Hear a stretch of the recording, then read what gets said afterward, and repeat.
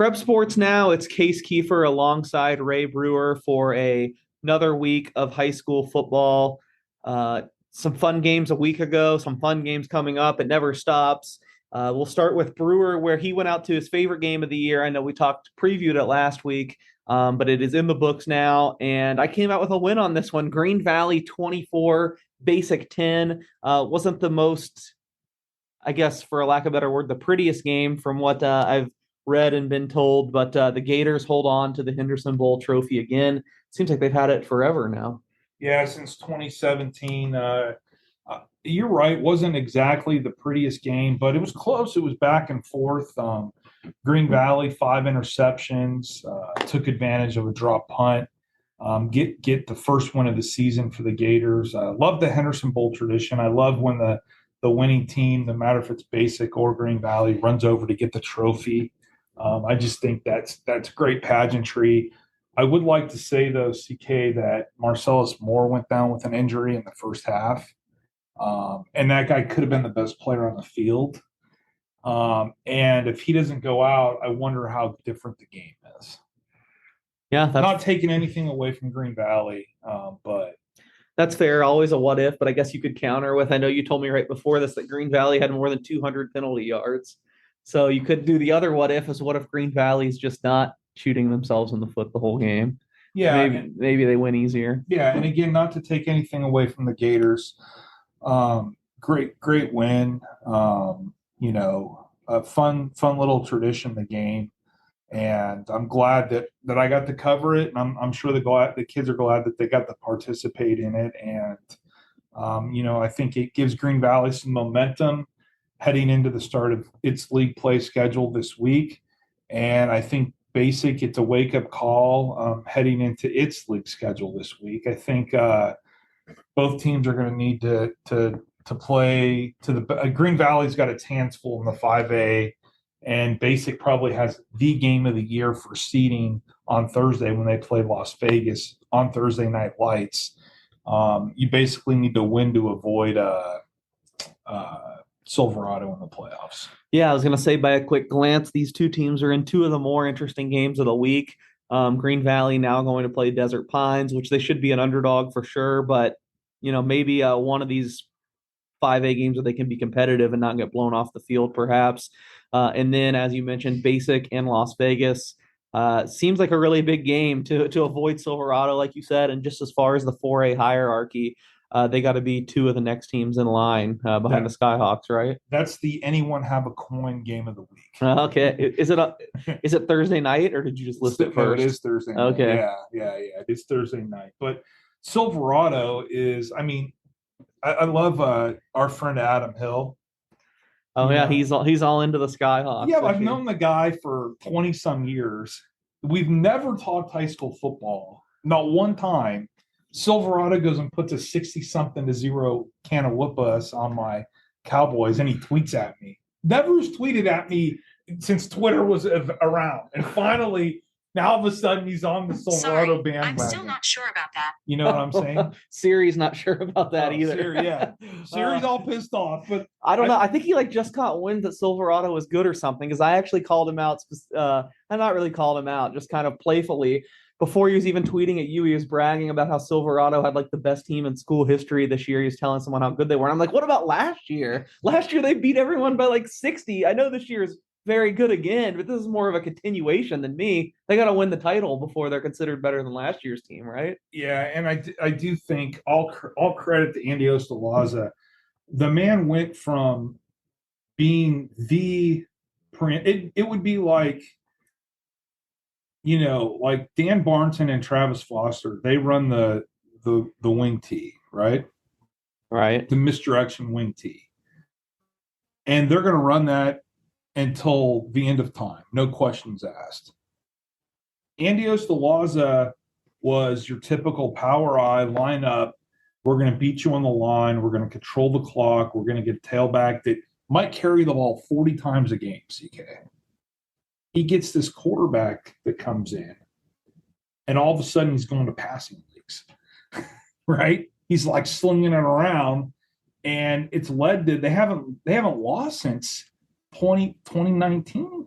Granted, the COVID year, but they're on a complete winning streak. Speaking of winning streaks, how many straight games has Moapa Valley won off the top of your head? Oh, well, I know it must be high since you're bringing this up. I'm going to say 16. 21. Wow, 21 straight wins. And you were writing them off earlier in the year. Yeah. So you don't know if they're the 3A favorite. They got some tough games coming up. Yeah, and Brent Lewis has been their case forever, right? Yep. And that's his longest winning streak. So you think of all the great Moapa Valley teams, all the state championships, all the long playoff runs. And this group right here is in the midst of the greatest win streak in the history of the program. And quite honestly, even though everything's even, right, we could argue that Virgin Valley, Boulder City, Moapa Valley, and Pahrump win out Pahrump. The results lend themselves to, the original four being very close knit. But there's a lot of people out there, and I take Lake Tahoe guys' word for it, that think that Brett Lewis is just like, he's Belichick. Was that a bad analogy? No, I can see what you're saying. Still like that's the easiest way to illustrate it. I feel like still a legendary coach. Of course, Belichick won 6 Super Bowls. Yeah, but they're still all Tom Brady. I think when you're looking for the standard, you would still say Bill Belichick. Who else would you say? Modern coaches. Woody Hayes. That's not modern. Hayes? There's kids on these high school teams are 3 generations removed from Woody Hayes. Belichick is a much better. Is he Nick Saban? Yeah, Nick Saban is a good one too. I feel like Nick Saban's even a level above Belichick. You think Nick Saban's better than Belichick? Oh, for sure. I mean, for what they are, what Nick Saban's done in college football blows away. I think yeah, that's true. I mean, he's got the Jimmys and Joes though. Well, he had to go get the Jimmy and Joes. It wasn't like they just. I mean, I think people forget that This is not. We'll get back on topic, I promise. But Alabama was struggling before he got there. They were like a middle of the road SEC team. And I know it's Alabama, and they're always going to have built-in advantages to come back. But they went through some rough years before he showed up and got it back on track. I'm more of an Auburn guy. Well, it's a rough time for you. Anyway, I'm more of a Tennessee guy because Cedric Tillman. They need him back. Yeah, he didn't play last week. Yeah, one of their best receivers. Always fun to see all these kids showing up on Saturdays and Sundays and even Mondays. Daniel Bellinger last night was balling out for the Giants. Did you catch that? 4 catches for 40 yards. And I guess that provides the segue back that we can get into high school football. I'm just looking over these scores from last week. I know we'll talk about a couple of the big games, but Palo Verde, they won a second straight. They edge out Foothill on Thursday Night Lights. I think we were both on Foothill too. Yeah, worst part is that game was on TV. I kind of had it on as I was dozing on and off. Foothill's up by, I think, 2 scores. Wake up, I can't find the score anywhere. I'm like going to Max Preps. I'm like, what happened? And then it turns out Palo rallied at the end to win the game. So great effort by the Panthers, 2 in a row. They've beat Centennial and now Foothill in the 5A, and they are in the thick of being a playoff team. Yeah, I think that's probably all you would need to be a playoff team, right? Because most teams make the playoffs. So just goes to show some of these teams aren't really finished products at the beginning of the year. It takes a week or two to get up to speed, and Palo Verde fits with that description this year by edging Foothill. One team that doesn't apply to that I think was a finished product from week 1, and I picked up $5 on you last week, was Gorman beating Arborview 63-0. I was absolutely shocked you had Arborview for 22 points. I guaranteed that wouldn't happen. I think maybe they can get 1 point, but 63-0. I think I won that one. Well, 2 things. One theory I have, which is true, is that Gorman, once it transitions from the national schedule to the local schedule, always has kind of a hangover or not as hyped or underestimates the opposition. Takes them a quarter to kind of get going. I think one year Legacy might have been beating them at halftime. It's not a crisp finished product. If you remember the video series with Tate Martell where the dad's like basically, the season's over. They went 6-0. They just got these exhibition games to close it off. I never saw that. Yeah. I'm sure that went over well. Yeah. Which But Gorman, to their credit, they were just like, they were up 21-0 before I got to basic for Hendersonville. I got a text with the score. Thank you for everybody who texts me scores, by the way, on game night. I don't want to brag, CK, and I don't know if this is a good thing, but I think I lead the city in scores on Friday nights. But anyways, they're up There you go. 21-0 right away, and they really put it on. Just a great performance all the way around. Uh, love love one of the strategies they had where they realized that Arborview had a really good player in Juice Washington, and they decided to have somebody shadow him the entire game. And Jameer Otis had a great game playing like a middle linebacker, basically was playing DB half the game. Well, yeah, there you go. So that one was not very competitive, and neither was the other big game that we previewed last week. Talked about we couldn't wait to see what happened going into it. Liberty beats Faith 41-6. Looked like the Patriots were in control from the start as well. Yeah, they got after him quick, and it just goes to show that the level of competition, like Gorman and Liberty, I think are just on such a different level, right? Yep, sure looks that way once again. So all power to them. Colin Gregorio, a few touchdown passes for the Patriots. Tyree Smith also with a few touchdown passes for the Patriots. Say that 3 times, passes for the Patriots. And the Liberty is where we thought they would be, gearing up for a showdown with Foreman, whenever that may be. Yep, sometime in the playoffs. Before we get to the picks, just trying to see if there's any other interesting games to mention. I guess the closest one should be no surprise. Boulder City edging Pahrump 28-25. I think we were both on Pahrump though. That game was a road game for the Eagles, right? Yeah, Boulder City comes through.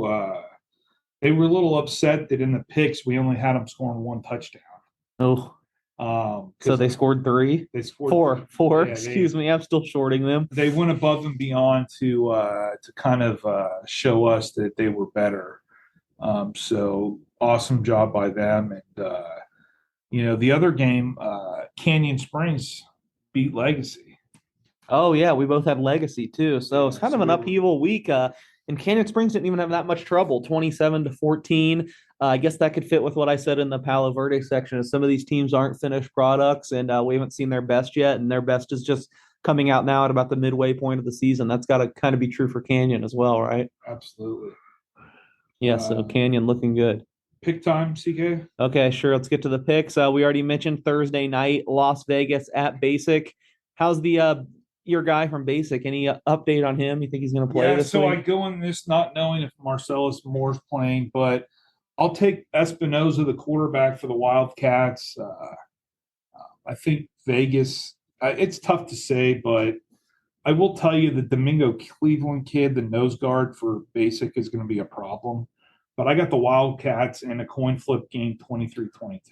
Yeah, I should be different just to be different, but if I think I'd be going with Vegas here, even if I didn't see your pick, so I don't want to change it just based on that. Looks like Basic kind of heading a little bit the wrong direction. I don't love the score last week against Green Valley, losing by 2 touchdowns in a game that was supposed to be pretty evenly matched.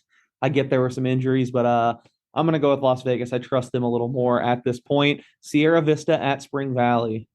Yeah, I think Spring Valley, they recovered after being shut out by Basic 2 weeks ago. Got a nice victory against Mojave last week, and I think they're a few notches better than Sierra Vista. Sounds fair to me. I'm on Spring Valley as well.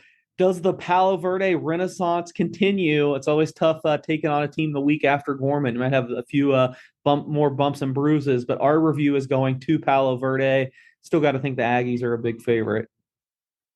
Yeah, I agree with you. Arborview will have that Gorman hangover, but I think the ability to get out there and play a team where they could get back to having success, I'll take the Aggies. Yes, we're both on the Aggies. Your score here surprises me. Are the Desert Shields better than we expected this week? Not to totally spoil your pick, but you have Sunrise Mountain by 1 point over Cheyenne. Thought this would be a more comfortable win. Talk me through your score here. I just don't know what to expect from either team. We haven't talked to the Cheyenne coach much this year outside of our media day, and I think it's a whoever scores last is going to win. And I got Sunrise Mountain by a point. All right, I'm taking Sunrise Mountain as well. Liberty going to Centennial, long trip, but it's going to be a long night for the Bulldogs. I've got Liberty big. Yeah, rematch of the 19 state championship game. Should be a blowout just like 19 was. I take exception with your writing here, though. Nothing has changed. I think a lot has changed. Centennial's not getting to the state championship game anytime soon. Well, the result is what I'm saying. Okay, well, I've got Liberty big as well. I don't know about exact 50-7. I like the symmetry there, but I think Liberty wins easy. Coronado goes to Mojave. Coronado at Mojave. Cougars, don't see them being challenged this week. I think they may be. They're playing Shadow next week, and that's going to be a heck of a good game. Yeah, so maybe a look ahead spot to that, but I still don't think Mojave is quite enough to knock off Coronado. I'll go Coronado. Chaparral at Desert Oasis. Like you said, Chap lost by 63 to Silverado last week. Can they bounce back here against what should be a little bit less of an opponent, but Desert Oasis still has some things going their way as well. Yeah, I don't think my Cowboys are going to win again this year, so let's give a W to Desert Oasis. Oh, all right, I'll go Desert Oasis too. Foothill at Legacy. Yeah, I go Foothill one more time. My hometown school, I guess. Don't know if they deserve to have my backing after the way they played at the end of the last game, but I get the Falcons once again. I feel like a week ago you would have taken Legacy here. Is this an overreaction to their loss to Canyon Springs? Yeah. In fact, the Legacy coach called and thanked us for how nice we've been on the podcast to him. Well, I'm gonna go with the Longhorns. I guess I'll keep being nice. The Falcons, I don't know. This seems just kind of like a coin flip game to me. I feel like it could go either way. So I'm gonna go with Legacy. Silverado at Cimarron Memorial. Yeah. I mean, come on. Silverado this game will be over before the only question is they win by more or less than 63 they won by last week. That's the one thing, like the 65, excuse me. The running clock starts at 35, and they're still getting 4 touchdowns after the running clock starts. That's impressive. Yeah, it's a testament to how lopsided some of these games are. I don't know what else can be said, but we're both going to be on Silverado, obviously. Shadow Ridge at Bonanza. Come on. It's another game that should be. Yeah, Shadow Ridge times 2. Bishop Gorman at Canyon Springs. Bishop Gorman times 2. I wish I could have seen them play basketball. Remember the Mikey Thompson game? 11 years ago? Yeah, it's wearing me out. I miss it. Yeah, Gorman's not losing to anybody this year, period. Clark at Durango. Yeah, Durango should win this one. Not very many good games this week, got to be honest. Moapa Valley at Valley. Yeah, Moapa Valley. Might not even call Lewis after that game. Pahrump Valley versus Slam Academy. Maybe this is a good one, finally. I got Slam simply because it's a road game for Pahrump. Yeah, I've been high on Slam all year. I still think Moapa wins the 3A, but Slam's a team I root for over there. El Dorado and Boulder City. Boulder City. At home. Come on. I'll take Boulder City as well. Virgin Valley at Rancho. Virgin.